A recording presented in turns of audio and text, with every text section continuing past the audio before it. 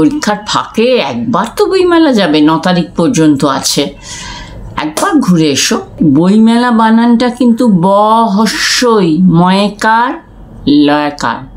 আমরা মেলা উচ্চারণ করছি কিন্তু মেলা, বইমেলা, কিন্তু আমরা উচ্চারণ করছি মেলা, ময় জফলা আকার লয়াকার, কিন্তু উচ্চারণের মতন বানান লিখলে হবে না। ব হস্যই বই মেলা।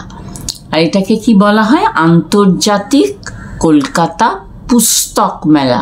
আর তোমরা তো জানো পুস্তক বানান দন্ত স আছে নিচে, তখন ত বসবেই, স আগে উচ্চারণটা হলো। আর তার সঙ্গে সরস্বতী পুজো। সরস্বতী বানানটা সবাই জানো তো?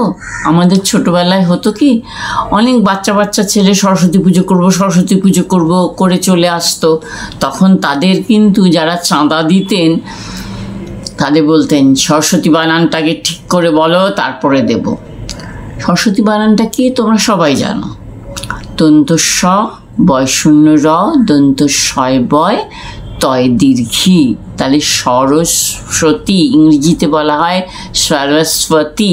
স্বাতি যেটা যখন বলা হচ্ছে তখন এই বটা বাংলায় সাইলেন্ট ব, এটা উচ্চারিত হয় না।